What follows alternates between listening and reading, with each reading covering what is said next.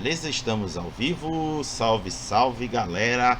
Estamos começando mais um RPG em Debate, que é um quadro aqui no canal que a gente troca ideia, compartilha opiniões sobre algum assunto que gira em torno do RPG. Esse lazer, essa diversão, essa atividade tão chata que é jogar RPG, né? A gente gasta um tempão com esse negócio, mas enfim, vamos gastar mais algumas horinhas aqui debatendo sobre o assunto. E o assunto de hoje é o alcance de Pathfinder no Brasil. Daqui a pouco eu explico por que eu trouxe esse tema. Antes, eu quero apresentar as pessoas que estão dividindo tela aqui comigo. Vocês estão vendo aqui as fuças deles. Vou aqui apresentá-los. Então vão chegando aí, vão se aconchegando. O primeiro que eu vou apresentar se chama Alan Fernandes. Ele é um jornalista apaixonado por quadrinhos, literatura e RPG, que joga esse hobby desde os distantes anos 90, mas não foi da geração Shadows, mentira dele, e que ama uma boa e velha aventura de masmorras e dragões. Alan, me desmente aí, Alan. Oi, espero que todos estejam me ouvindo.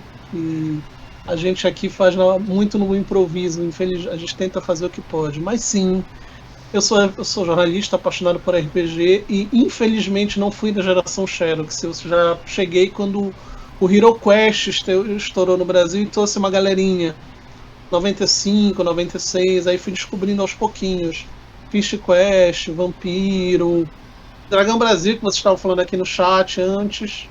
E toda uma sequência até chegar no Pathfinder há muitos anos. O que me trouxe para falar aqui hoje um pouco, eu acho que eu vou acabar falando mais do começo do Pathfinder no Brasil, quando ainda tinha nem edição oficial ainda. Mas obrigado aí pelo convite a todos e eu espero que aproveitem o bate-papo. Boa. O próximo se chama Wagner Vereda. Ele é de Porto Alegre, Rio Grande do Sul. Conheceu o RPG já tem uns 20 anos, mas voltou ativa há 5 anos. Seu jogo favorito é o 13ª Era. É idealizador do canal Mestre Vereda e do podcast Vereda Cast, onde ele fala sobre Pathfinder e Starfinder. Vereda, diga oi aí pra galera. Olá pessoal, muito obrigado pelo convite aqui de estar no Roda Viva do RPG, olha só. Valeu aí, estamos para mais um debate sobre Pathfinder, apesar que aqui todo mundo gosta, então não vai ter debate. Isso é rasgação de seda. Faz isso. Boa. E por fim, Ion Justino é da cidade de Natal, no Rio Grande do Norte, personal trainer e tradutor. Joga RPG há 25 anos, quase que exclusivamente como mestre, fã inveterado do Savage Worlds, é tradutor das linhas Savage Worlds, Deadlands, The Dark Eye e Savage Pathfinder pela editora Retropunk. Ion, diga oi aí pra galera. Olá pessoal, boa noite a todo mundo, agradecer o convite, tá sendo uma honra estar aqui e vamos falar aí de Pathfinder. É isso aí. Bom, deixa eu explicar para vocês por que eu trouxe esse tema. A culpa é desse cara aqui do meu lado, tá vendo? Ele traduziu o último trabalho dele, que estourou aí na campanha de financiamento coletivo, que é a adaptação do Pathfinder para Savage Worlds. Foi o destaque do giro da semana do domingo anterior. E eu falei pro Malk, precisamos trazer uma galera para falar de Pathfinder e esse efeito que ele tem no Brasil. Por que efeito? Toda vez que pelo menos a New Order é quem tem os direitos de comercializar a Pathfinder no Brasil, toda vez que eles colocam uma campanha de financiamento coletivo é só porrada. Plou, lá vem material. Plou, lá vem material. Caramba, velho. O povo gosta mesmo de Pathfinder. E não foi diferente com a campanha da Retropunk. Botou lá Pathfinder para Savage. Pô, foi em quantas horas, Ion? 7 horas, financiou a meta básica inicial, né? Hoje a gente já tá com bem mais da meta básica. Exatamente. Então, o debate que nós vamos fazer hoje é para eu entender, através da fala desses 3 convidados, como é este efeito, este alcance do Pathfinder no Brasil. O que explica isso? Então, os 3 hoje, ao longo do debate, vão passar pra gente quais são as impressões que ele tem sobre esse jogo Pathfinder no Brasil. Como é que funciona o debate? Eu costumo fazer 3 perguntas norteadoras, onde os 3 convidados irão responder cada uma delas, e ao longo das falas deles, vocês que estiverem no chat poderão comentar, podem fazer perguntas. O que eu achar interessante vou pensar e vou jogar aqui no meio, e eles vão se matar para ver quem é que responde. Claro que todos podem responder também. Mas enfim, é assim que funciona. Então, para quem estiver aí nos assistindo, boa noite. E para quem for nos assistir depois lá na plataforma vermelhinha, lhe desejo bom dia, boa tarde, boa noite, boa madrugada. Vão sentando aí confortavelmente no chão, na cadeira, no poltrona, no sofá, na parede, no teto, aonde lhe for confortável, não tem preconceito não. Fique à vontade, o importante é que você esteja aqui nos escutando e se divirta com o que nós vamos debater. Queridos, vamos começar nosso debate pela primeira pergunta norteadora, que é a seguinte: qual é a sua relação com a linha Pathfinder? E para começar, eu convido o Alan. Olha, como o Raga sempre falou, sempre que eu tô aqui, que ele me chama, eu acabo fazendo 1 ou 2 perguntas geral pra galera. Eu não sei se o Raga me ama por isso ou me odeia. O jornalista acaba sempre falando. Mas aí, se me permitir, eu vou começar logo. Eu não quero falar muito, mas fazer uma pergunta para todo mundo aqui, bem rápida. Em que ano vocês começaram a jogar Pathfinder? Eu comecei a jogar Pathfinder agora, quando saiu a segunda versão para New Order. Eu Então, tive tem 2 contato. Eu tive contato com o material do Pathfinder ainda quando ele estava em inglês, antes de ele vir para o Brasil pela primeira edição. Agora, o ano especificamente já faz um tempinho já. Na época ainda que o pessoal dizia que era o D&D 3.75. Pronto, nessa época aí. Boa. É justamente o ponto que eu vou falar. A minha relação com o Pathfinder é mais ou menos essa. Eu não sei o Raga, quanto você vai jogar? Não muito cedo como o Ion, mas a minha história também é parecida com a dele. Caiu na minha mão material em inglês, eu dei uma lida bem bacana nela, mas infelizmente eu nunca tive uma campanha que eu pudesse experimentar todo ele por inteiro. Pois é. Minha relação com o Pathfinder é bem antiga. Quando saiu a versão alfa ainda, quando ele falou aqui que era o 3.75, isso foi em 2008. Jogava a mesa no Matheus, que é que morava aqui em Belém, que é o da Solar, o pessoal do Fate narrava aqui. Aí ele falou: olha, a gente tem essa versão do D&D, vamos dar uma olhada. A gente imprimiu o básico. Naquela época ainda não tinha o hábito do PDF tão forte quanto foi ter com o tempo. Obviamente, né, tinha saído de graça. Então, a gente leu, adaptou as classes inicialmente. No meio da campanha mudamos. Houve alguns imprevistos, mas ficou bem interessante. E aí o meu grupo gostou tanto que o narrador do grupo que eu jogava, estava jogando com a gente, a campanha do Matheus acabou. Ele passou a adaptar o Pathfinder na nossa mesa. A gente pulou da 3.5 para 3.75, como era chamado.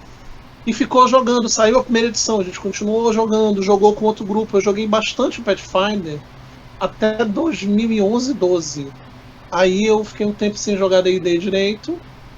E desde que eu voltei, eu estou sincero, eu voltei para a 5ª edição. Então eu não tô muito... Eu não posso falar tanto do Pathfinder hoje, eu posso falar como foi o impacto quando ele chegou no Brasil. Muito antes da New Order adquirir ele sem lançar, se eu não me engano, a Devir lançou a primeira edição, não foi? Foi. Muito antes da Devir, em 2015. Foi 2015 que ela trouxe, se eu não me engano. Muito antes. O Pathfinder no Brasil, ele estourou informalmente no final da década 00. Eu acho que foi o primeiro grande sistema a estourar pelo meio de meios ilegais, né? Do download, do tinha acabado de sair nos Estados Unidos, e ele pegar a febre da 3.75, que é como era chamado, e a galera que estava se sentindo órfão com a chegada da 4ª edição e não estava gostando dela. E queria jogar a 3.0, continuar a 3ª edição. Obviamente, eu já peguei os livros hoje, eu dei uma olhada, ele percorreu um longo caminho, e ele criou uma identidade própria. Mas eu sou aquele que, no meu coraçãozinho, ele sempre vai ser a 3.75. Acho que essa é a minha relação com o Pathfinder, ter jogado há 12, 13 anos e ficar jogando muitos anos no começo. pegar o impacto quando ele chegou no Brasil, quando ele chegou não oficialmente, e quando ele chegou oficialmente, como era a reação, o que ele foi pra gente, o que ele foi.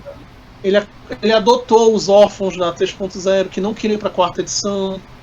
Ele trouxe uma relação melhor com a internet, com a gente, com a diagramação, uma possibilidade de estender a relação com o que era o D&D naquela época, inclusive o Open Game, que a gente ainda podia pegar o material da Open Game e trazer Pathfinder, coisa que não podia fazer na 4ª edição. Beleza. Eu acho que essa é a minha relação. Ah, tá. Não, Legal. a minha relação, não tenho para o pessoal falar aqui, não quero me alongar mais do que o normal hoje. Não te esquenta não. Vereda, tá contigo. Então, cara, 5, quase 6 anos atrás, eu voltei a jogar RPG, depois de muito tempo sem jogar RPG. Eu jogava o 3.5, né? E aí eu voltei. Só que meu inglês é do interior. Meu professor de inglês ele era texano e ele falava door. Então, eu não tenho um inglês bom a ponto de eu pegar um livro em inglês e ler ele inteiro e entender. Fora o meu déficit de atenção que ferra tudo ainda. Então, eu dependo de material traduzido. E muita gente que joga comigo, né, meus jogadores, meus primos, meus amigos que jogam comigo, também dependem de material traduzido. Então, quando eu voltei a jogar, com meus primos lá que fazem parte do canal, eu falei com eles, cara, eu quero voltar a jogar, mas o D&D que a gente tinha lá, o 3.5, eu sei que ele tá na 5ª edição e só tem inglês, não sei o que eu vou jogar. Aí a gente foi pro Tormenta. Aí eu falei pra eles, cara, eu nunca joguei uma campanha que fosse do 1 ao 20. Eu quero fazer uma campanha com vocês que vá do nível 1 ao 20. E a gente começou a jogar. E lá pelo nível 8, eu já comecei a me estressar pra caramba com o sistema. Quebrado e não tava me dando, não tava, sabe? E a gente jogou durante 5 anos. Foi do 1 ao 20 mesmo, uma campanha própria, assim, e foi. Mas o sistema, assim, era uma dor de cabeça pra mim.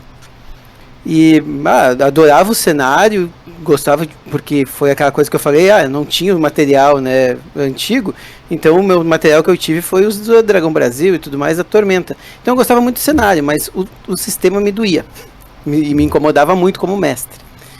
E aí quando anunciaram que ia sair o Pathfinder, também anunciaram que talvez fosse sair o D&D, mas ainda estava naquela coisa, o D&D vai sair, não vai sair, deu aquela polêmica lá, com as 2 editoras, né? E eu tava em bastante contato na época com o Leandro Pug. E aí eu falei com ele, pô, Pug, tu que é um cara que entende pra caramba, o que tu acha, velho? Eu vou no Pathfinder ou não vou? Eu vou nesse Pathfinder 2 ou eu dou uma esperada pro D&D? Aí o Pug, não, cara, vai no Pathfinder, vai que tu vai gostar, que é um mundo cheio de lugares para te visitar e tudo mais. Beleza, vou no Pathfinder então. E foi aí que eu fui no Pathfinder. E foi aí que eu comecei a entrar a conhecer a galera da New Order, sabe? Hoje eu escrevo para a revista da New Order, né? E foi nessa daí que eu comecei. Foi primeiro com 13ª Era e aí depois com o Pathfinder.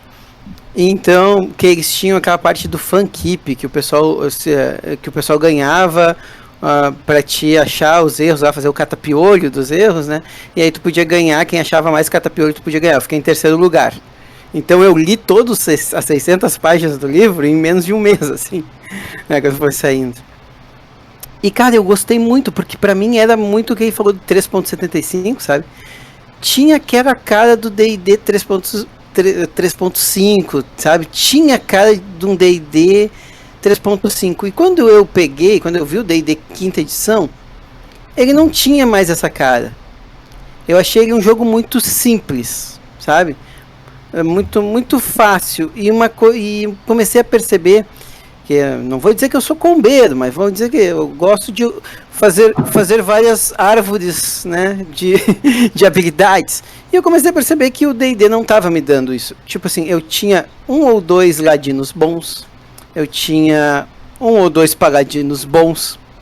Aquele personagem que, se eu fosse querer de novo jogar uma campanha do 1 ao 20, ou todos os meus paladinos seriam iguais, ou todos os meus ladinos seriam iguais, ou muito, muito parecidos, ou não vai rolar. E quando eu peguei o Pathfinder segunda edição, eu vi que não, cara, eu podia fazer os Beatles, podia fazer 4 bardos, e 4 bardos, e cada bardo ia ser de um jeito, sabe? Fazer os Beatles e jogar com 4 bardos até o nível 20 e o jogo não ia quebrar, ele ia ficar, sabe, bem coeso.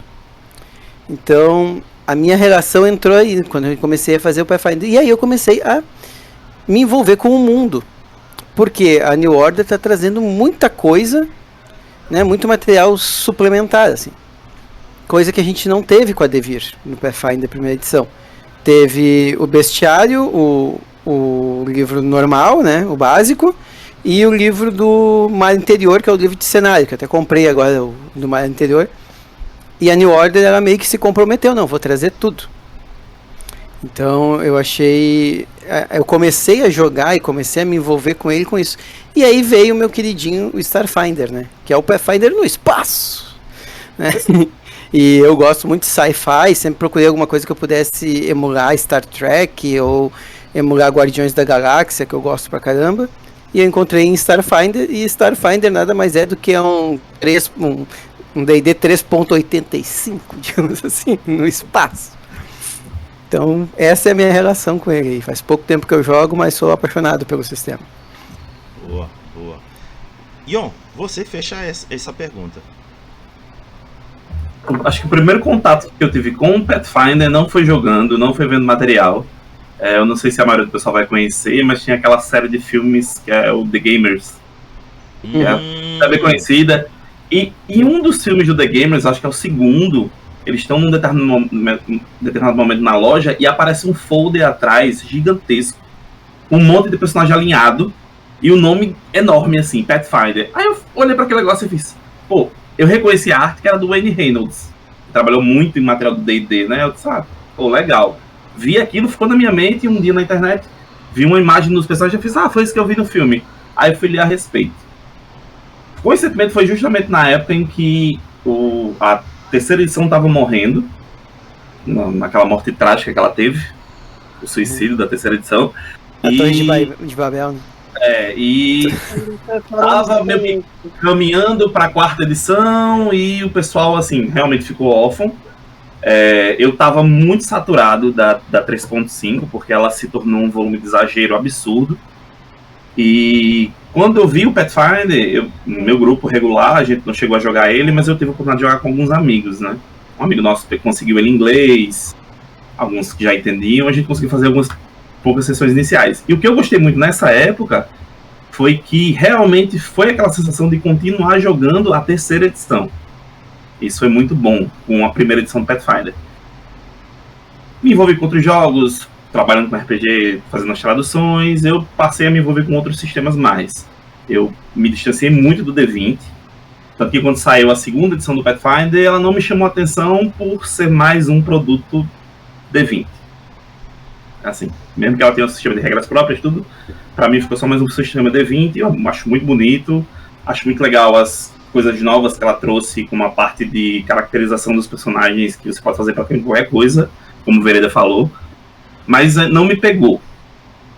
Aí foi quando foi anunciado lá fora pela Pendic a parceria com o Pathfinder para Savage Worlds, e como disse aí na minha introdução, eu sou fã inveterado de Savage Worlds, é meu sistema preferido, e fantasia medieval é onde eu mais me saí bem como mestre na minha vida inteira. Aí foi quando eu fui me aprofundar, não no sistema Pathfinder, mas no universo do Pathfinder. Foi quando eu fui conhecer Golarion mais de perto, foi quando eu fui ver os materiais em si, e tendo a oportunidade de traduzir a Ascensão dos Lordes Rúnicos, que lá pra frente a gente vai falar dos materiais que vão sair no financiamento, que é a campanha mais icônica que eu acho do Pathfinder, foi aí que eu tive aquele estalo de isso aqui é melhor como produto, como material, do que qualquer coisa que eu já tinha visto lançada para D&D. A gente pode até falar das trilhas de aventura depois do Pathfinder, mas as campanhas do Pathfinder, elas botam no chinelo qualquer coisa já lançada para D&D que exista. É um material muito bem feito. E foi aí que eu fui me aprofundar no cenário de Golarion, e a gente precisa falar disso mais pra frente, e nossa, não tem como, você conhece, vê, você tem aquela impressão de que são coisas que você já viu, muito material que referencia outras coisas, mas tem uma cara tão pessoal que dá vontade de se aprofundar mais. E como hoje eu tenho a oportunidade de trabalhar com material para o sistema que eu gosto e para o estilo de RPG que eu gosto, não tinha como não se apegar à ideia do Pathfinder, né? Então, assim, eu acho que eu vou ser a voz dissonante, porque a maioria do pessoal vai ter contato com uma parte do Pathfinder como o D20, mas eu tô aqui por causa do Pathfinder para Savage Worlds. Mas ainda assim... Eu tô aqui como jogador da primeira edição do Pathfinder, a segunda, né? Então, Temos um de cada aqui, né? Olha só, nem se combinava, dava certo. Foi dito no começo que todo mundo gostava, no entanto, vocês são distintos, porque temos um do início, temos um fã direto do Pathfinder, temos um outro fã indireto, mas da lore do Pathfinder. Então tem sim opiniões bem distintas aqui presentes. Eu quero fazer 2 comentários rápidos. Uma pegada do Vereda, que ele comentou que a New Order assumiu de trazer não só os livros básicos, mas como os suplementos, que não são poucos. E uma das coisas assim que me chamou muita atenção do ano passado para cá, de tudo que foi feito de campanha de financiamento coletivo de Pathfinder pela New Order, é que os suplementos foram viabilizados como metas extras. E não foi pouco, foi coisa pra dedéu. Nesse último agora, não tô lembrado qual foi, chegou a bater na metas extras 2. Foi uma porrada violenta. Aí eu fico imaginando...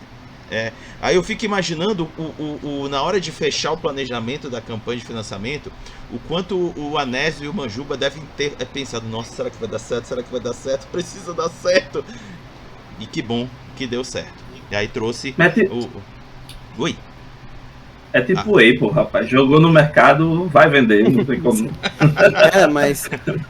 Cara, mas a gurizada lá, o Bruno, o Calvin e o resto do pessoal que tá traduzindo lá também, agora tem uma equipe um pouquinho mais ajudando eles, mas no início foi o Bruno e o Calvin, cara. E eu falo, os malucos fizeram mágica, meu, porque a Paizo, ela lança, sei lá, 2 suplementos, a cada 2 meses ela lança um suplemento, sabe? Ela tá sempre lançando coisa, sabe? E eles estão sempre correndo atrás para traduzir, para tentar chegar, né, o mais perto possível que eles puderem da Paizo. Só que imagina, lá fora é uma linha de um monte de gente trabalhando, e aqui são 2 caras, 3, 4, também tentando chegar nesse mesmo ritmo. Então eles estão correndo, e eu acho que sim, comparando com o que a gente teve na Devir, com o que eu ouço muita gente falando assim, pô, a Devir só trouxe isso e parou e morreu, eu acho que a gente já trouxe mais do que o dobro, né? A gente, eu falo, mas a New Order, né? Não posso falar como se eu fosse da New Order. A New Order trouxe, acho que mais do que o dobro. Acho que a Devir trouxe em 10 anos, a New Order trouxe nesses últimos 2 anos aqui de material. Fora que tem agora o Pathfinder Society. Não 10 anos pro Pathfinder, né? Vamos ser sinceros, foram poucos anos só. Uhum. Não tô defendendo a Devir, a gente pode bater muita pedra nela, mas não foram 10 anos. Eu não sei quantos anos eles foram.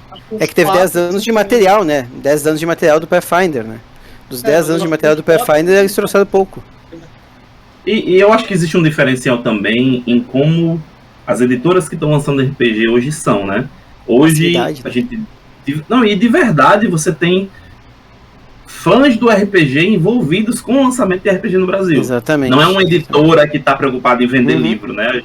Tanto que você vê pela qualidade e o compromisso que existe com os materiais, né? Exatamente. Sim. Então, diante do que o Vereda acabou de trazer-nos de informação da equipe de tradução, eu me viro para o Ion. Ion, tu tá preparado para esse cometa? Primeiro que eu não sou sozinho, né? Existe mais gente trabalhando nisso também. Então...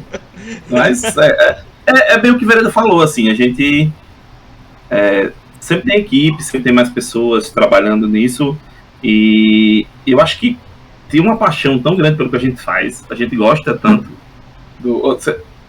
falando de bastidores, foi briga de foice para ver quem ia pegar o material do Pathfinder para Savage Worlds para traduzir, viu? Porque muita gente queria, e assim, tem paixão envolvida, tem um zelo muito grande pelo que a gente faz para fazer um material bem feito, e a gente se dedica um bocado. Então não tem como o desafio não tá... Se a gente tá à altura, aí o tempo diz, né? Mas que a gente se dedica bastante para conseguir realizar. Traduziu Deadlands também? Sim. Parabéns pelo Michuruca. eu gosto desse. Tá desde a primeira. Cavalo Michuruca. Arma Michuruca. Muito bom, adorei. Boa. Eu não pude comprar, só tenho os básicos de Savage World. Maravilhoso. Beleza, vamos então agora à segunda pergunta norteadora, que é a seguinte: para você, o que diferencia o Pathfinder de outros jogos de seu gênero de RPG? Dessa vez, peço para o Vereda começar. É nada. É um D20 System. Eu acho que, cara, pra começar assim, eu acho que o grande sucesso dele é ele ser muito parecido com o 3.5 e ter criado aquela base, foi como a gente falou, né? O Tormenta, porque o Tormenta é um grande sucesso no Brasil. Porque veio há 10 anos, 20 anos fazendo uma base de fã. O Pathfinder, ele estourou lá fora porque veio a quarta edição do D&D e o pessoal torceu o nariz. E aí eles olharam assim, vamos olhar pro lado aqui, olha esse negócio aqui, parece o que eu queria. E eu até brinco que o D&D, pra mim, ele é igual o Homem-Aranha. O Homem-Aranha, ele cria os próprios inimigos dele, vocês já perceberam? Mas os maiores inimigos do Homem-Aranha foi ele mesmo que criou. Tá? E o D&D é assim, tipo, o D&D foi lá, tipo, vocês escreviam aqui essa revista pra mim? Pois é, vocês não podem mais escrever, se virem isso. Opa, a gente tem material aqui, e se a gente fizer o nosso D&D? Aí foi lá, surgiu o Pathfinder, né? Assim como o 13ª Era, os caras foram lá apresentar, juntou o cara do 3.5 e o cara do quarta edição, tiraram o que era ruim, deixaram só o que era bom dos dois sistemas, juntaram, daram pra eles. Pois é, a gente queria voltar atrás, a gente não quer mais vocês. E eles, bom, vamos lançar um outro jogo? E lançaram o 13ª Era, que pra mim é o melhor D20 System que já fizeram até hoje, sabe? E então o D&D cria os próprios vilões dele, cria a própria concorrência dele. E eu acho que a grande sacada do Pathfinder é ele não ter essa diferença. É aquela coisa que o pessoal fala, o pessoal é muito preguiçoso, jogador de RPG, eu quero jogar D&D, eu quero jogar D26, sabe? E eu acho que o Pathfinder, ele entrega meio que isso. Ele é um Tormenta melhorado, ele é, sabe? Então ele entrega muito aquela coisa que tu vai pegar e tu vai ver assim, olha, isso aqui parece o que eu já sei. Eu não tenho que aprender muito, não vou ter um esforço gigante para entender isso aqui. Porém, ele entrega tudo muito melhorado. Principalmente a segunda edição, eu brinco que eu sou um cara que eu vim do GURPS, né? Então eu brinco que a segunda edição, Pathfinder 2, ele é um sonho de Steve Jackson em D20 System. Porque ele é muito tu poder pegar assim e... eu quero essa vantagem. Eu adoro o Savage World por causa disso. O Savage World pra mim é o que o GURPS deveria ter se tornado, sabe? Então, tu vai lá e, eu quero pegar essa vantagem, eu quero pegar essa desvantagem, eu quero fazer uma criatura customizada, eu quero ter um guerreiro que ele não parece o teu guerreiro. E no Pathfinder da segunda edição tu consegue fazer isso. Tu consegue fazer 2 guerreiros e ele ser totalmente diferente. Pelo jeito que eles fizeram o sistema, por essa modularidade, essa customização de personagem.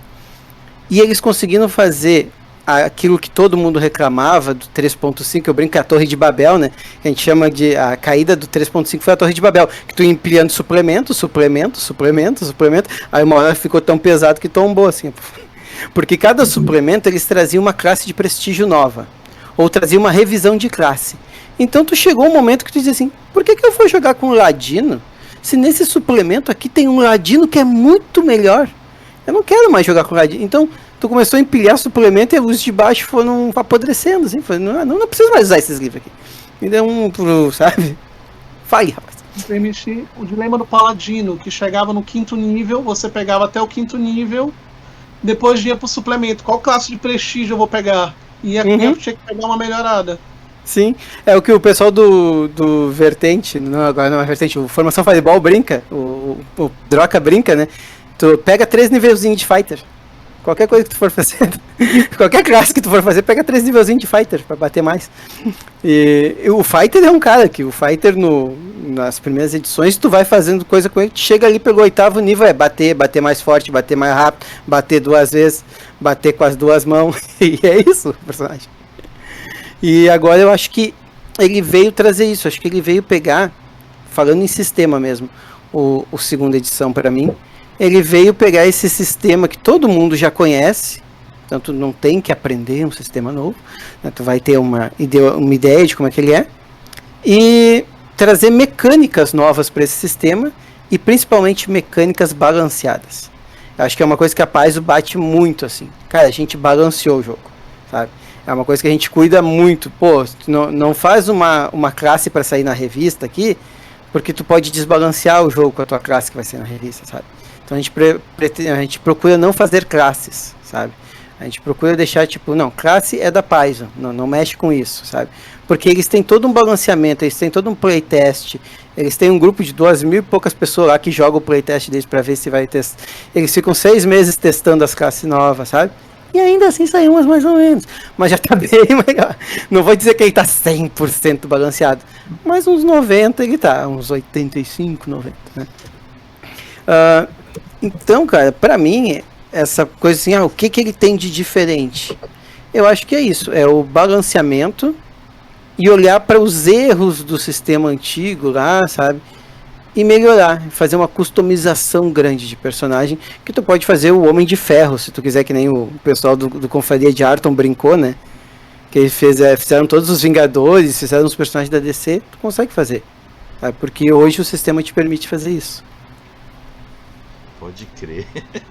Guion, sua vez. Eu acho que o Vereda resumiu bastante aí, eu vou tentar acrescentar. É aquela frase do Campo dos Sonhos, né? Se você construir, eles virão, né? O Pathfinder, eu acho que ele atraiu primeiro sua base por causa da herança da terceira edição. Os primeiros fãs foram por causa disso. E eu acho que depois ele foi se consolidando por causa do cenário, do que ele oferecia. E com a segunda edição, e com tudo que veio posterior, ele consolidou o que ele já fazia no cenário. Completando diferente disso, né? Ele tem no cenário, vamos lá, guerreiro. Dentro do cenário de Golarion, você vai ter um pirata, um samurai, um patrulheiro, um caçador, um cara mais tribal, um guerreiro viking, um guerreiro africano, um guerreiro mongol. Você tem várias referências desse gênero que podem ser construídas de forma diferente. E eles precisavam consolidar isso dentro da mecânica deles, que é o que eles fazem na segunda edição, com toda a variação do personagem.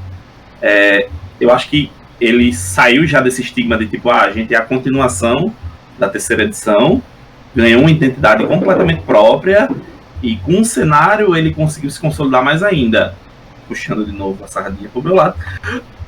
A prova disso é que ele meio que abriu para outros sistemas, né? O Savage Pathfinder tá aí para isso, de que vamos pegar o cenário, vamos mostrar toda essa diversidade que o cenário tem e usar junto de outras coisas de outros sistemas. Eu não sei se é só com o Savage Pathfinder, não sei se já chegaram a trabalhar com outras linhas, mas para mim é isso. Ele começou a sua base de fãs como um herdeiro do D&D, se consolidou nesse ponto e depois construiu sua própria fanbase com todo o material que ele tem. As campanhas que a gente já falou aqui, que são excepcionais. Kingmaker é uma das coisas mais poderosas já feitas na história do RPG. E o cenário, à medida que você vai explorando ele é muito impressionante. Em história, nas eras que ele já teve, nos locais que você visita, nos vilões que aparecem, na diversidade dos povos. Então ele já segue sozinho, longe desse estigma de que eu sou herdeiro da terceira edição para pegar os órfãos. E o que ele hoje tem de diferente para mim, principalmente se ele não for visto só como produto D20, é o material de ambientação dele. Pronto, ele foi, eu acho que o primeiro jogo que trouxe goblins como personagens jogadores de uma forma realmente divertida. E eles estão agora, acho que na segunda edição eu não cheguei a jogar, possivelmente não jogue, mas com certeza se eu tivesse jogar era um goblin. Não importa o que fosse, tinha que ser um goblin. Boa, boa. Alan, você fecha. Olha, não tem tanto que completar, porque o Vavan falou do atual, falou do cenário. O que eu posso falar completando é como ele conseguiu conquistar. Eu faço um paralelo nos Estados Unidos, assim, vou puxar para o Brasil. E nos anos 80 e 90, quando o D&D virou AD&D, ainda ficou por muitos anos uma linha que era o o D&D, eles ficaram paralelos. Apesar de hoje a gente olhar, achar parecidos, o pessoal achava diferente. Então, esse fenômeno do sistema, uma edição, ter um sucessor e ela não empolgar tanto e um grupo se apegar tanto à anterior e criar uma continuação dela, não é de hoje, não foi o Pathfinder que fez. Ele é o herdeiro dessa tradição. Com a D&D e o D&D, isso aconteceu por mais de 10 anos, por 15 anos. Só que veio a terceira edição, foi aquele fenômeno, um sistema para todos dominar, né? Como Ana falou aí, ele sucumbiu a ele mesmo, a sua megalomania, a própria... Só que ele deixou tanta coisa boa, e a Paizo, ela pegou e disse, não, eu vou comprar esse direito para melhorar o que está no D&D, fazer a nossa versão, e não deixar os jogadores órfãos. Eu lembro muito bem, quando a gente pegou as primeiras impressões da quarta edição, a maioria da galera odiou. E eu sei que ela tem defensores hoje em dia. A quinta edição eu adoro. Mas não é o tópico aqui, mas ela trouxe coisas boas da quarta. Mas a gente, na época, não sabia que aquilo ali não ia funcionar. E ela não funcionou. Essa é a verdade. Pode falar isso. Então, o Pathfinder, ela veio para ser... E não era um demérito 3.75. Era um elogio. Era como se fosse você tem uma... eu lancei um jogo legal, mas ele tá com alguns bugs. Eu vou lançar uma atualização para corrigir. E essa atualização melhora. É um DLC. E nem o No Man's Sky, que o pessoal diz que o jogo demorou anos para ficar bom. Quando o Pathfinder chegou, ele atualizou o D&D 3.5. E não só o sistema. Você pegava o livro do Pathfinder em inglês. Cara, quem lembra das artes? Elas davam um banho nas artes da 3.5. E o melhor, não eram eurocêntricas. Você tinha uma paladina árabe, você tinha um bárbaro, você tinha personagens negros, asiáticos, latinos, você tinha personagens de todos os estereótipos. Coisa que a quinta só fez agora, né? É o que foi ali. Você já via. Isso a gente está falando de 2009, gente, 2010. Na época, gente, até 5 anos você falava em inclusão, você não tinha isso. Imagina o que eles fizeram há 10 anos, há 12 anos, 11, 12 anos, num sistema que estava com uma expectativa altíssima. E veio, e ela segurou. Eu lembro que quando a gente notou, mas ao mesmo tempo, desde o início, a gente notou que era uma coisa diferente do D&D, não era exatamente igual. Quando veio o livro básico, não só as classes eram diferentes, você tinha os talentos. Você só podia usar uma habilidade de talento por rodada. Tinha talentos que você não podia usar os dois no mesmo turno. Você tinha que escolher qual. É o economia de ações que tem hoje na quinta edição. O Pathfinder trouxe isso naquela época. Você escolher qual ação. Você deu um estalo. Peraí. Esse não é o 3.0. É diferente. Ele tem o melhor, mas ele está indo por outro caminho. Você pegava o livro, você via isso. Então, ele fez um sucesso por isso. E eu acho muito curioso falar isso assim. Eu não estou defendendo pirataria, não estou defendendo nada disso. Mas foi o que o Pathfinder hoje, para New Order ter todas essas campanhas absurdas, o Pathfinder existiu no Brasil por quase uma década só por meios não oficiais. Porque era o amor da comunidade. O pessoal adorava. Quando o Devir trouxe, o pessoal comprou, teve gente que comprou e adorou, mas ainda ficou aquela coisa, e agora? Ainda quero mais. O que eu tenho acompanhado por fora é que a New Order está trazendo tanta coisa que não dá nem tempo de tu... eu vou procurar lá fora. Porque não tem aqui. Esse é o sucesso. Para mim, o sucesso do Pathfinder é todo esse contexto histórico, e você ter uma editora agora que abraçou e está alimentando o leitor, fazendo ele se sentir parte dela. Por que financiamento coletivo é tão legal? Estava lendo um texto sobre isso, até criticando algumas marcas mercado de quadrinhos, que é a minha paixão. Mas por quê? Quando a gente participa do financiamento coletivo, a gente quer que a editora nos mime. Essa é a verdade. A gente gosta de ser mimado, a gente gosta de fazer parte da comunidade, a gente quer se sentir importante para a editora. E a New Order está fazendo isso com a comunidade do Pathfinder.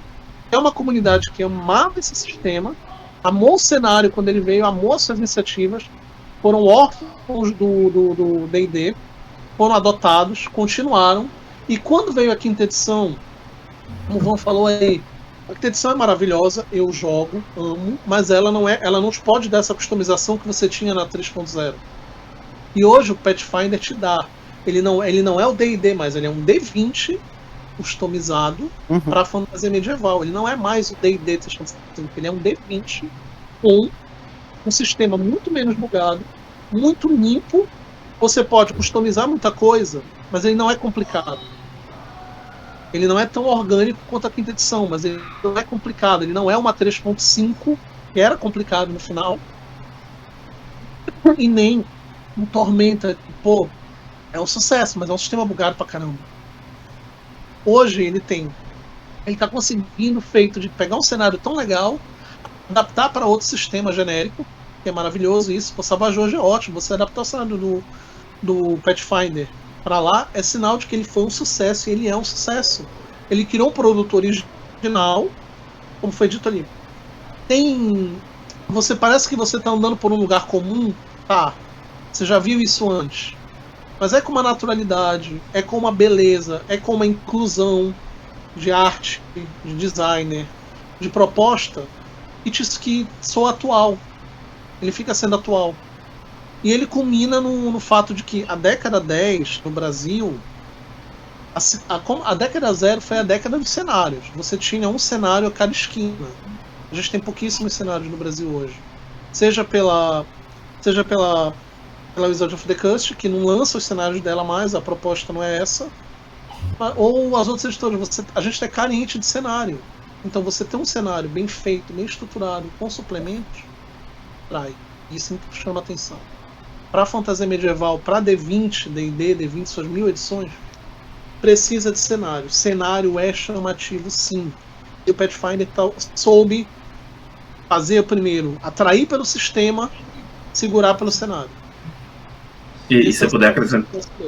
Rapidinho, deixa eu só fazer aqui um destaque que ainda agora recebemos uma raid da Nação Garou, então eu não sou o Chocos, mas eu vou roubar a introdução dele.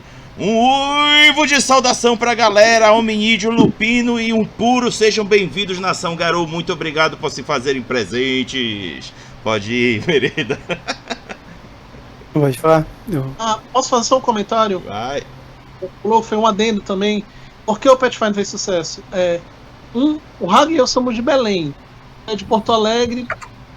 Gente, o Pathfinder ter chegado no Brasil primeiro pela internet, ele fez gente do Brasil todo jogar ele.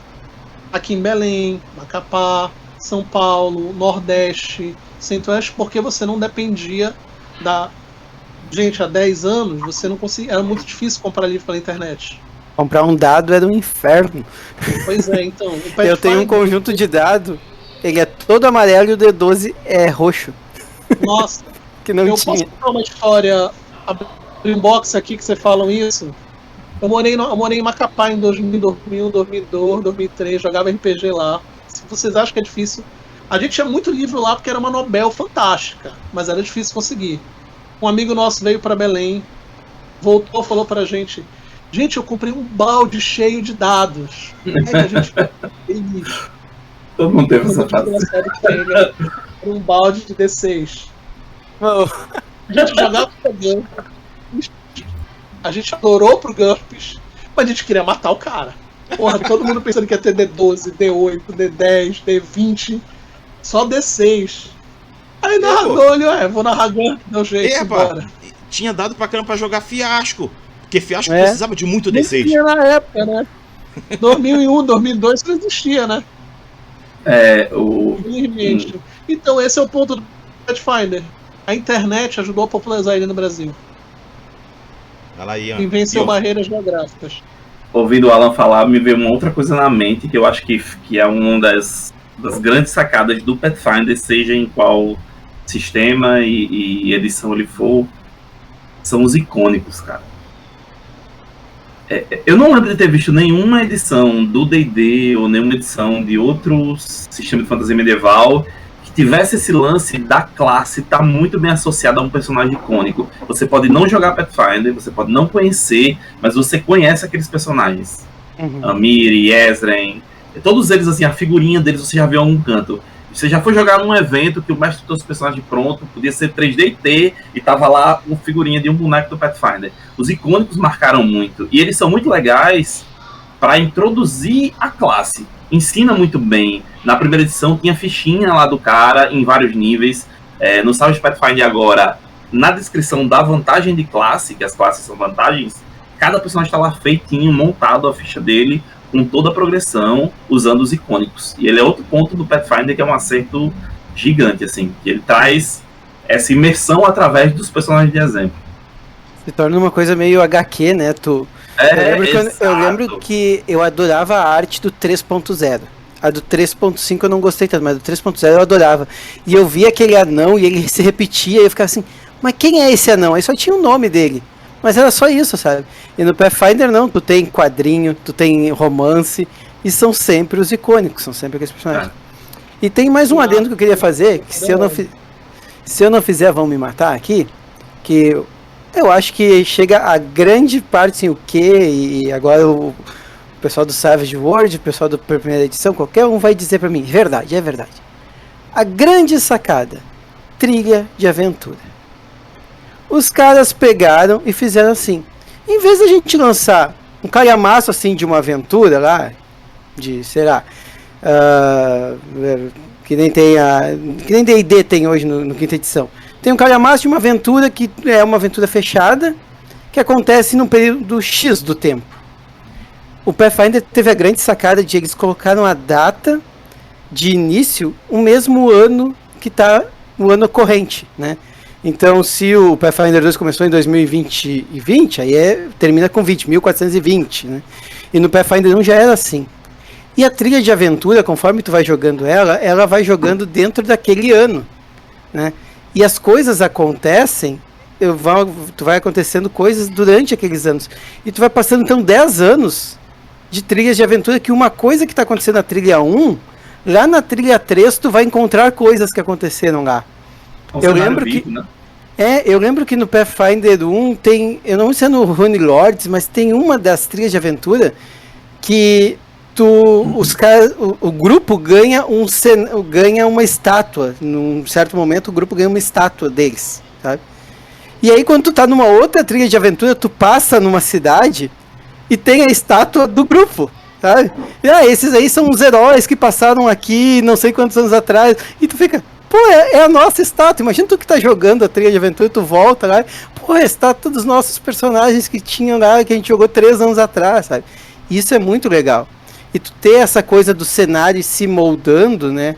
Outra coisa que eles fizeram que eu achei muito legal, eles têm aquelas aventuras sozinhas, né? Que é a aventurinha que não é trilha de aventura, não é 1, 2, 3, 4, 5, 6. É uma aventura solo. Solo não, mono. E eles fizeram uma que era no reino lá pra botar monge. Então eles fizeram uma que tinha um torneio da Fênix de Rubi, acho que é esse o nome, em que tinha um torneio estilo Dragon Ball lá, sabe? E aí esse torneio acontece de 10 em 10 anos. E agora passou 10 anos. E eles fizeram uma segunda aventura, que é o torneio passando 10 anos, sabe? E, cara, isso é muito cenário vivo, a trilha de aventura, e tu jogar num ano que não é aquela, isso foi em 1300, e tu vê, qual ano que tá? E tu vê, é 2021, essa aventura saiu em 2021, então é no ano 21, é 1421. É muito mais fácil para um mestre, que já tá cheio de coisa na cabeça, fazer essas associações, sabe? De, é no ano 21, né? Isso aqui aconteceu antes daquilo. Não é aquela coisa, não, essa trilha de aventura se passa, essa aventura aqui se passa não sei quantos anos, aí tu tem que ir na internet procurar onde é que se encaixa lá em Forgotten Realms a aventura que tu tá jogando para saber se foi antes do que aconteceu ou depois. E Pathfinder teve a grande sacada de não, a trilha de aventura é contínua. A primeira aconteceu no ano tal, a segunda vai acontecer no mesmo ano ou no ano seguinte, e tu vai ter uma trilha de aventura contínua. Se tu ler todas as trilhas de aventura, tu vai saber o que aconteceu no cenário durante todos os 10 anos.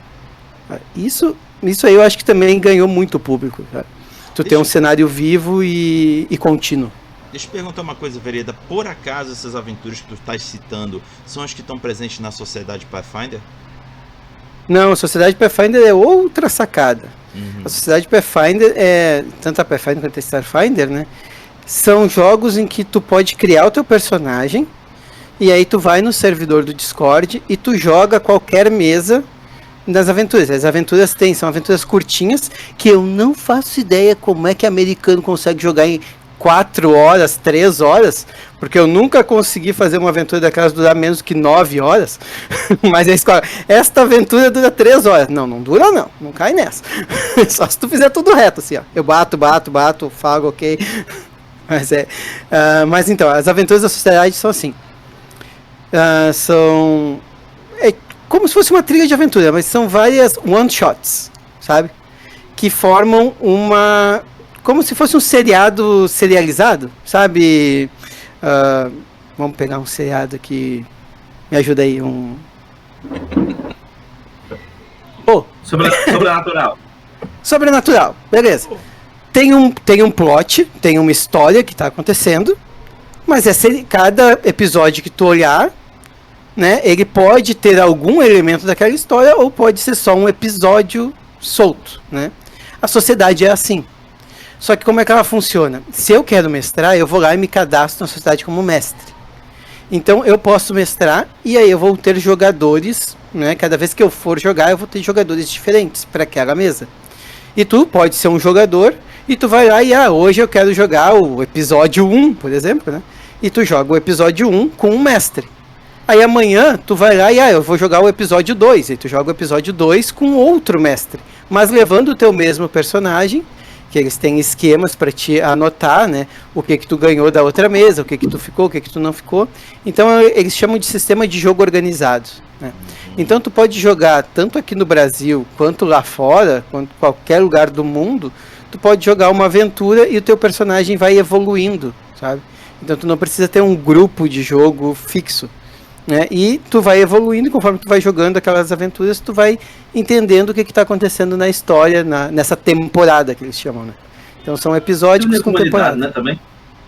Com uma forma de unir a comunidade dos jogadores de Pathfinder também, né? E que uma certa liga de aventuras copiou descaradamente. Exatamente.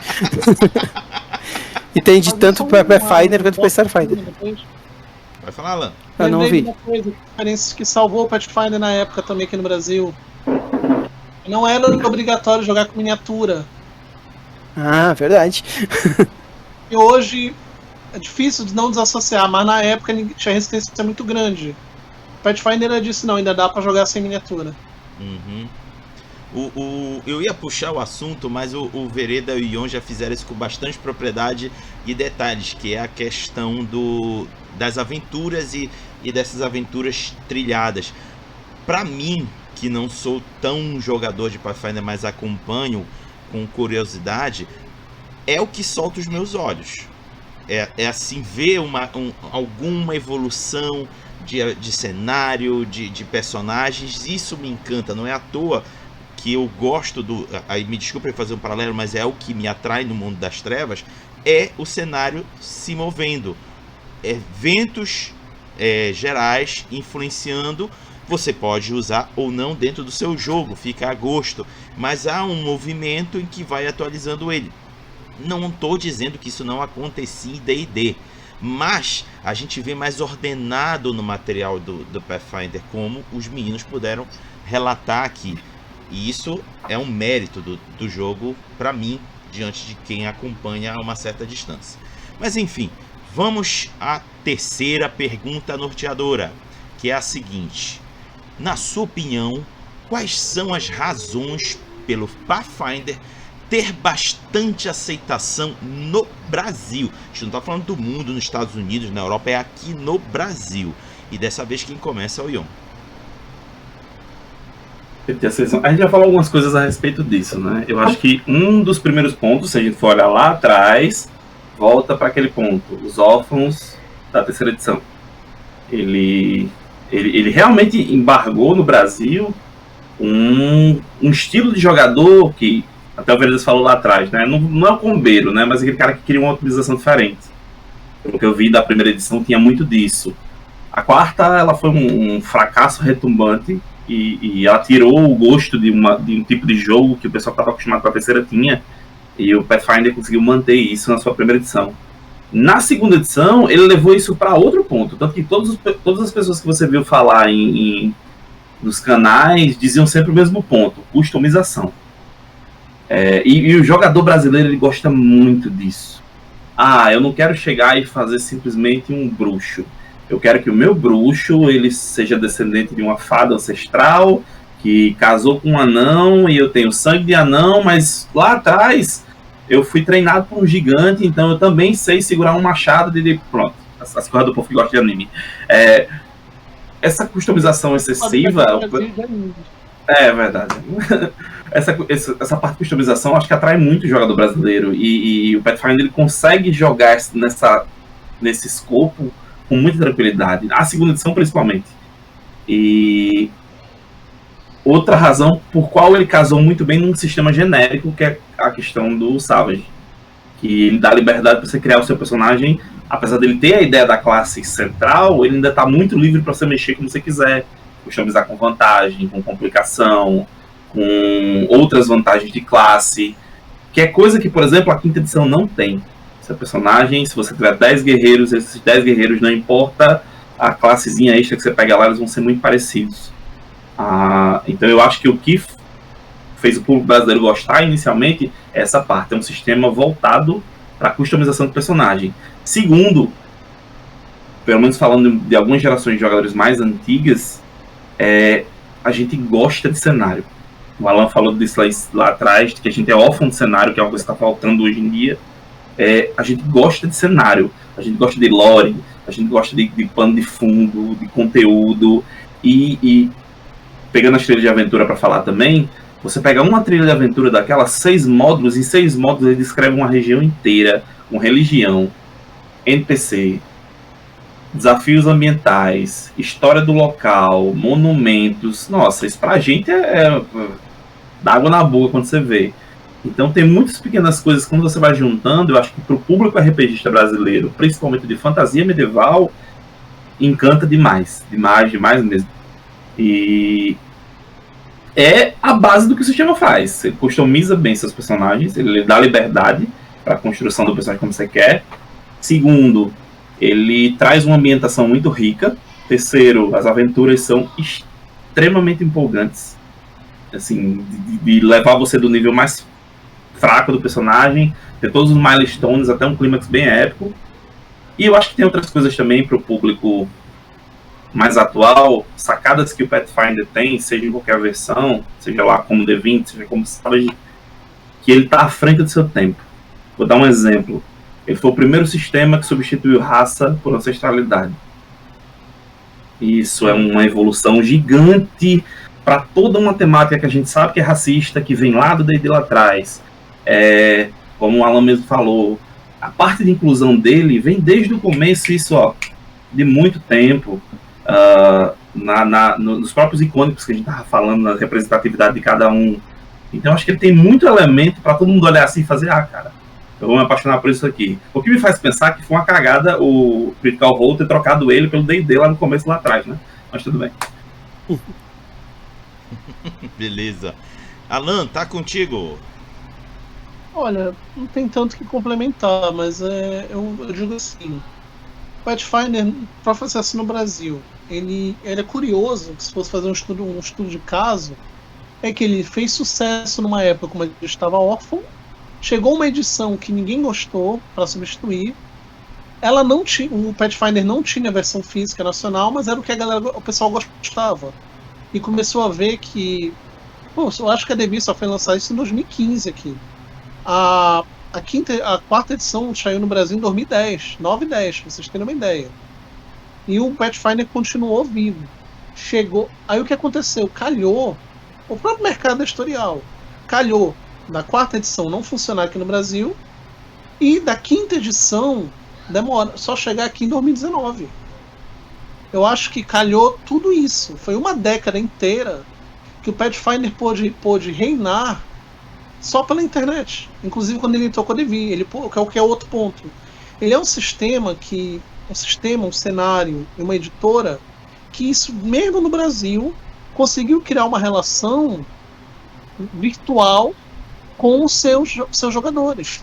Foi uma das grandes editoras a fazer você procurar na internet, a você ir nos fóruns, a você ver as mudanças que estão lançando, a lançar PDF gratuito com atualização do sistema, com nova classe, com isso aqui para fazer teste. Olha, A gente tá liberando o playtest pra vocês, vê aí se tá pegando. Ah, não funcionou, a gente tá lançando agora essa, vai ser a versão oficial. O que o D&D Quinta Edição faz agora com acho que é o Nerd Arcana, não consigo lembrar o nome, o Pathfinder fazia 10 anos atrás. Isso funcionou no Brasil. A comunidade do Pathfinder abraçou isso no Brasil, abraçou que não precisava de miniatura na época, abraçou que não precisava comprar 3 livros caros inicialmente. Quando a Devir lançou eram só 2, se eu não me engano, né? Era só o bestiário e o livro do Pois é, jogo. você não precisou mais comprar 3 livros para jogar. Então faz uma diferença. Aí o que aconteceu? Tudo isso, toda essa facilidade pôde mostrar uma coisa aqui. Se o cenário já tinha carisma, o sistema já tinha carisma, o cenário passou a ter. A edição passou a ter. Os personagens do Pathfinder são visualmente poderosos, eles são visualmente carismáticos. É como você olhar uma boa revista em quadrinho que você grava de cara quem é o personagem por causa do uniforme legal, do visual, da maneira. O impacto, o Pathfinder ele tem carisma, desde o visual ao sistema que é a base da terceira edição, a customização e a edição como ele é apresentado. Então, para ele existir hoje, foi uma série de fatores que beneficiaram você não ter um concorrente de peso por muitos anos aqui no Brasil. Beneficiou. E aí o que é que você fez? Você fidelizou o seu público. O carisma do Pathfinder. Você fidelizou a maioria das pessoas que continuaram jogando, que como eu jogavam naquela época, continuaram jogando. Eu não, porque aconteceu N fatores, mas muita gente continuou. E quem pôde dar uma chance para Pathfinder, quem foi ouvindo, ouviu boca a boca, foi comprar um livro, daí virou New Order, adorou o que viu e virou fã. Produto de qualidade é esse, é a boca a boca, só que virtual. Agora, a comunidade no Brasil tem só elogios ao Pathfinder, porque ele é bem honesto, que ele quer. Gente, é uma fantasia medieval, épica, a high fantasy no melhor estilo D&D, mas onde você customiza. Como falou aí, você pode criar um bárbaro anão, meio fada, meio orc, meio não sei o que, meio pizza de 4 queijos, né? Meio mussarela, meio calabresa, você pode criar e funciona, e é bacana. Você tem essa liberdade. Então, é muito legal. E outra, ele puxou o Starfinder, porque a gente também não tem muita ficção científica no Brasil. Você tem uma ficção científica com um D20 System, com um apoio legal, também chama atenção e pode vir. Pode partir para o abraço, que é só sucesso. Antes de passar pro Vereda, deixa eu trazer um comentário que eu achei interessante do que é confirmando que já foi dito aqui. O Vendo Maré 99, o apelido do cara. Vamos lá. Ele escreveu algo bem interessante. Ele disse o seguinte: o cenário é muito variado. As AP vão de fantasia clássica a urbana, explorar dungeon tem de tudo. Vai de trupe de circo, policiais de metrópole a torneio de artes marciais wuxia. Pô, pode crer, realmente tem um alcance bem grande. Vereda, tá contigo? Era disso que eu ia falar até. Cara, uma coisa que quando eu jogava lá Tormenta, que eu falava, pô, eu gosto do cenário e tal, e muita gente criticava, e eu vi isso chegando no mundo de Golarion também, que tinha aquela crítica do é uma colcha de retalhos. Porque tem a nação do chocolate, porque tem a nação do não sei o que, e cara, eu acabei de chegar agora do Rio de Janeiro. Eu sou de Porto Alegre. Só de eu ir pro Rio de Janeiro, eu já estava praticamente em outro país. E tu vai me dizer que tu não pode ter uma nação do lado, ou a gente é igual aos argentinos aqui do lado. A gente é igual aos uruguaios. Porque uma fronteira não vai fazer o cara ser totalmente diferente. Cara, vai. Os teus costumes vão mudar se tu atravessar a fronteira. Vai no Uruguai e vê se eles têm os mesmos costumes que a gente. Sabe? Vai no Chile, que tem um país dividindo ainda nós aqui. Vai lá no Chile e vê se vai ser o mesmo costume que a gente tem aqui. Sabe? A fronteira, sim, vai fazer tu ter um povo totalmente diferente um do outro, né? Nós temos um país continental aqui, sabe? A gente tem aqui o cara de Porto Alegre, o outro é do Nordeste. E, cara, nós vamos ser... Tu vai perguntar os costumes das nossas regiões aqui, é totalmente diferente, sabe? Então, esse negócio de, o mundo é uma colcha de retalhos. Cara, o mundo real é uma colcha de retalhos. O teu país é uma colcha de retalhos, não sei se tu percebeu, sabe? E isso é muito bom. É uma coisa que depois que eu aprendi, que eu me toquei disso, que, cara, assim, se eu atravessar a fronteira do Uruguai, aqui é outro povo, é outra cultura, é tudo diferente, isso cabe num RPG. E o Golarion é isso, cara. Golarion, tu tem uma nação que eles fizeram um pacto com os demônios para poder ganhar de uma outra nação que eles estavam lutando contra, sabe? E do lado, tu tem uma nação de comerciante, sabe? E tu tem uma ilha no meio que recebe todos os heróis do mundo porque tem uma pedra que se tu conseguir passar no teste, tu vira um deus, sabe? E essa pedra, essa ilha, ela tá sempre sob ataque porque as pessoas querem roubar essa pedra. E aí do outro lado do oceano, ali, quando tu atravessa, tu vai ter uma nação que são os egípcios e uma nação que são os persas. E tu vai ter Salim vendendo tâmaras. E é perfeito, cara, é lindo isso. Tu poder dizer, eu quero jogar um cenário Aladdin. E tu tem um mundo em que tu pode jogar um cenário Aladdin. Tu só precisa pegar a trilha de aventura certa, ou tu só precisa ambientar o teu cenário num lugar certo. Assim como no nosso mundo, se eu quiser jogar 1001 Noites, eu não vou ambientar em Porto Alegre, no Rio Grande do Sul, né? Eu vou ambientar na Ásia.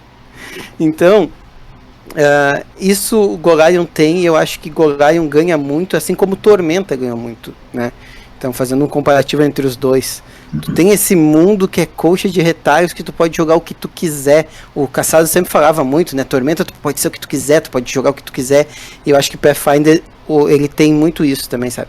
Tu pode jogar o que tu quiser, pode ser o que tu quiser. Tu pode jogar uma aventura do monge no Wushu, tu pode jogar 1001 Noites. E tu pode jogar uma aventura em que tu tá em guerra com outro país e tu faz um pacto com os demônios para tentar ganhar essa guerra. Tudo no mesmo mundo. E outra coisa que eu acho que fez ganhar o coração das pessoas aqui, eu vou falar muito por mim também nisso, foi o que eu já tinha falado ali, que o Alan falou. Pô, o D&D tava com 6 anos já de lançamento quando veio pra cá, sabe? E aí eu fiquei assim, 6 anos, geralmente um RPG dura aí uns 10, 12 no mercado. Eu vou comprar um produto que já vai estar saindo do mercado. Quanto tempo a editora vai ter que correr atrás dos produtos que já tem lá para trazer, sabe? E aí eu vi uma editora que chegou com uma proposta de financiamento coletivo, como tinham falado ali, financiamento coletivo. Eu quero fazer parte, sabe? Eu quero ser da comunidade, eu quero estar junto, sabe? Então tu pegou assim, eu tô pegando uma coisa que está atualizada, uma coisa em que a comunidade está ajudando, em que a comunidade deu pitaco, escolheu, acho que teve o Halfling, se eu não me engano, botaram em votação se ia ser pequenino ou se ia ser Halfling, sabe? Então a comunidade teve voz ativa, não teve que engolir o que a editora trouxe, sabe? Não é tipo, não, tá aqui e é assim, sabe? Como era antigamente. Eu acho que isso que o financiamento coletivo traz pra gente, sabe? É tu se sentir parte, tu ter voz ativa, não mais tu ter que engolir tudo que a editora tá trazendo pra ti. Eu ajudo bastante a Macaco do Mal nos projetos dele, e eu falava muito pro Alan isso também, cara, quando tu faz teus projetos, cara, eu quero poder ter um personagem meu no teu livro, sabe? Tanto é que quando ele fez o Caronte, todo mundo que ajudou, que fez live, ele botou os personagens das pessoas lá, as fichas de personagem prontos são da galera que fez live, sabe? Eu tenho um personagem meu no livro de RPG, isso é o que eu quero, sabe? E eu acho que é isso que as editoras se tocaram, tanto a Retropunk, que faz um trabalho maravilhoso, a New Order também tá trazendo tudo. Cara, sabe aquela coisa do, tem o seu nome no livro? Já era uma coisa, sabe? Mas eu acho que só o seu nome no livro já não basta. Eu acho que hoje em dia a comunidade quer se envolver mais e o financiamento coletivo tá aí para isso, sabe? Diga. Beleza. Essa questão do envolvimento, desculpa, só acrescentar rápido. É legal. A gente fez um podcast pela Retropunk a respeito do lançamento do Savage Pathfinder e respondendo perguntas, né? E muitas das perguntas que vieram pra gente foram relacionadas ao cenário. Se vai manter o cenário, ele vai expandir, ele vai vir com... Para você ver como fora o sistema, independente de qual fosse, a paixão que o pessoal tem é pela ambientação. Uhum. E vai muito pelo que o vereador está falando de ter tudo. Vou fazer essa comparação aqui, né? A ascensão dos Lordes Rúnicos saiu lá atrás com o D20, ela tá hoje sendo lançada também com o Pathfinder, que ela vai ser a campanha que vai sair junto no financiamento, e ela é boa do mesmo jeito. Então, uma coisa desce perfeito junto com outro sistema. E para você ver como é a ambientação, né, essa participação que o pessoal tem, é principalmente por causa do cenário. O envolvimento que os fãs têm é principalmente por causa da ambientação, é por causa do cenário de Golarion. E toda vez que alguém manda todas as perguntas que a gente recebeu tem muita relação com isso. O mundo, fala do mundo, como é que vai ser. Vou ter aquele mesmo cenário que eu conheci lá atrás? Vai ter ele também. E eu acho que essa sensação de participação que o Vereda tá falando, né? Que a galera já se sente parte desse mundo em si. No Lordes Rúnicos fazer spoiler, pessoal, spoiler. No Lordes, é uma coisa que as trilhas de aventura, é que quando a gente fala de trilha de aventura, quem não conhece não entende porque a gente fala tão emocionado, porque os caras têm umas ideias, umas sacadinhas assim, que eu acho tão incríveis. Cuidado com o que você vai falar, senão você sacaneia o meu lançamento. Não, eles têm uma sacadinha. Cara, quando tu lê aquilo, tu fica pensando assim, eu, mestre de RPG, nunca pensaria em colocar isso. É no Lordes Rúnicos que tem o monstro do armário? Tem um ponto desse. Tem, né? E é nele também que tem a filha do quitandeiro. Né? Eu entregar tudo. Cara, são umas coisinhas assim, ó, que acrescentam um monte na história e que tu fica assim, gente, eu nunca ia pensar nisso. Que troço modular, legal. Né? E é legal que assim, é modular, né? Pronto. Tu pode ter, tu pode não ter. Eu tava preparando ela pra narrar com o meu grupo e... Se você for mestrar ela inteira, 100%, se você quiser, você tem mais de 1 ano de jogo. Isso é certo. Certeza, até então, mais. 6 módulos ali, você consegue passar mais de 1 ano jogando, tranquilo. Mas se teu grupo joga esporadicamente, se vê poucas vezes, você tem como limar algumas coisas, deixa só o principal e tá aqui, ó, vamos jogar isso aqui e não perde nada.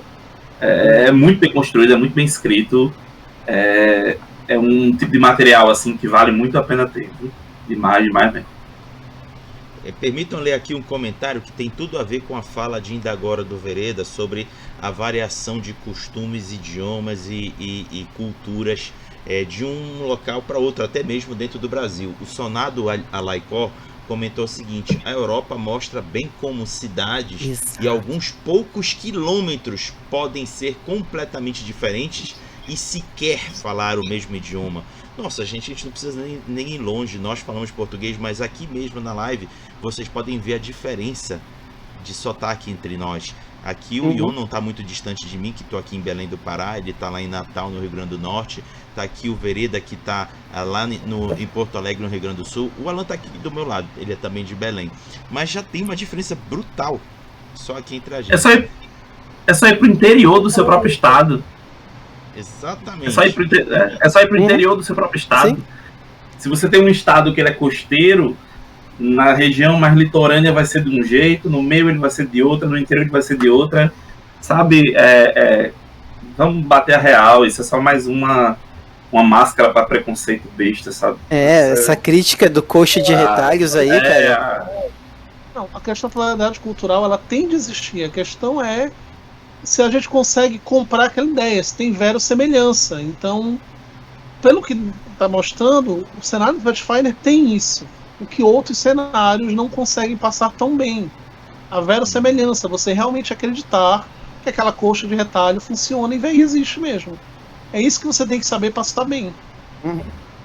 Pelo jeito, é um dos métodos do Pathfinder.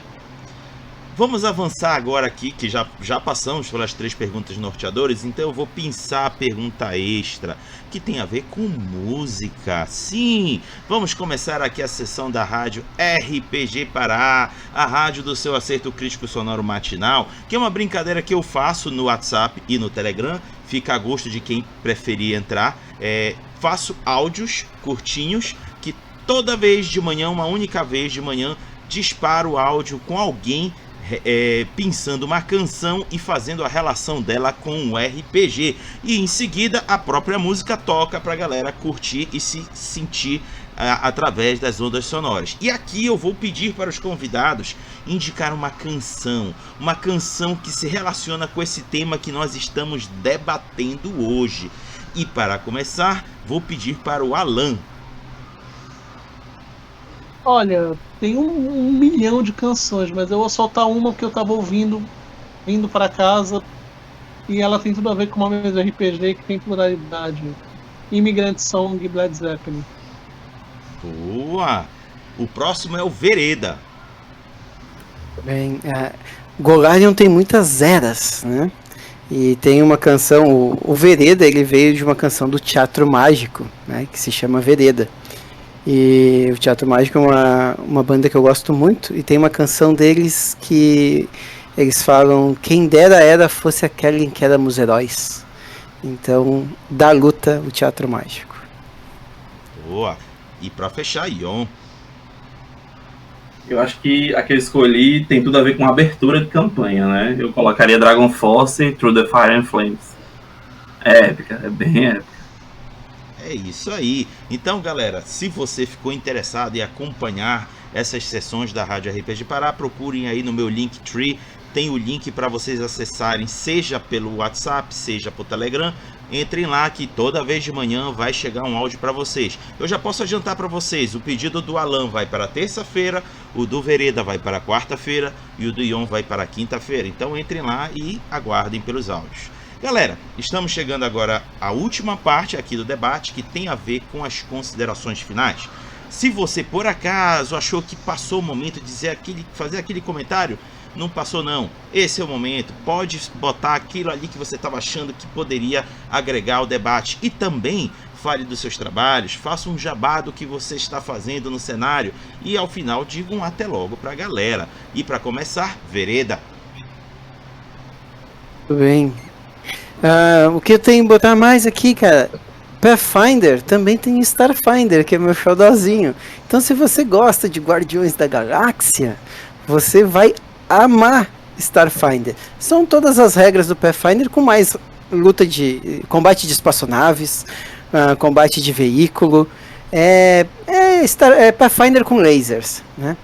E se você quer ganhar um Starfinder, um escudo do Starfinder e a aventura que vem dentro do escudo, você vai até o canal Mestre Vereda no YouTube, se inscreve lá, porque quando a gente chegar a 1000 inscritos, nós vamos abrir um sorteio de um Starfinder da edição física, o escudinho e a aventura para você levar.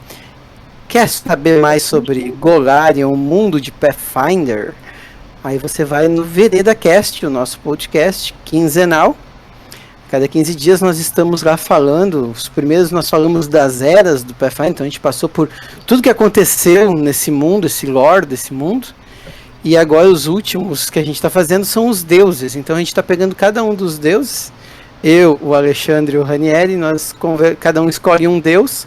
E fazemos você, pessoa que está sem Deus no coração, escolher qual religião seguir. Então são 3 clérigos fanáticos lutando pela sua devoção, explicando o que o seu Deus faz, qual poder ele te dá e por que você deve seguir o meu e não o deles. Então siga aí o VeredaCast nos agregadores de podcast, você vai encontrar a gente.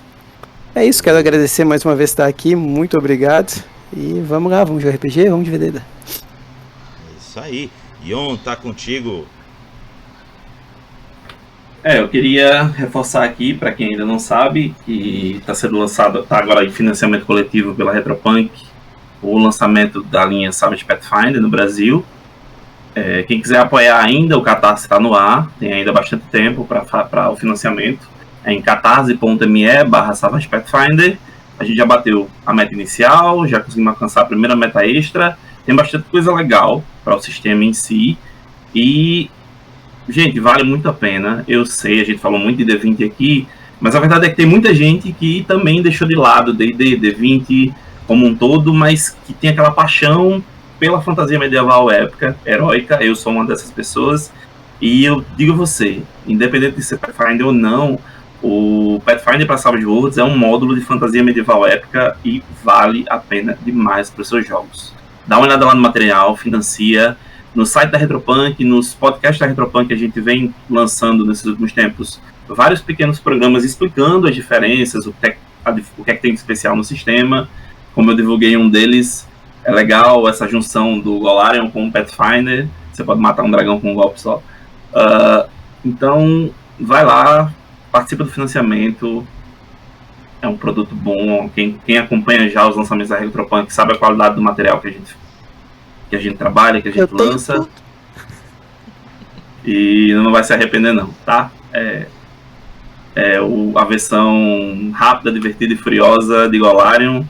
E vale a pena demais, tá? Financia, apoia, segue as redes da editora. Quem quiser me procurar no Instagram, fácil deixar aí um Justino. E muitíssimo obrigado, Hagabashi, Vereda, Alan. Um prazer enorme estar com vocês aqui hoje. Foi muito legal trocar essa ideia sobre o Pathfinder, sobre Golarion, e ver que a gente, mesmo sendo locais, regiões completamente diferentes, tem esse elemento que une todos nós nessa paixão que é o RPG. Muito obrigado pelo convite, estou aí à disposição sempre que precisar, e valeu. Show de bola. Alan, você que fecha. Muito obrigado pelo convite, Haga. De vez em quando a gente está por aqui para falar um pouquinho, dar um ponto de vista mais como jogador do que narrador. Geralmente eu acabo fazendo isso. E é muito bom ver.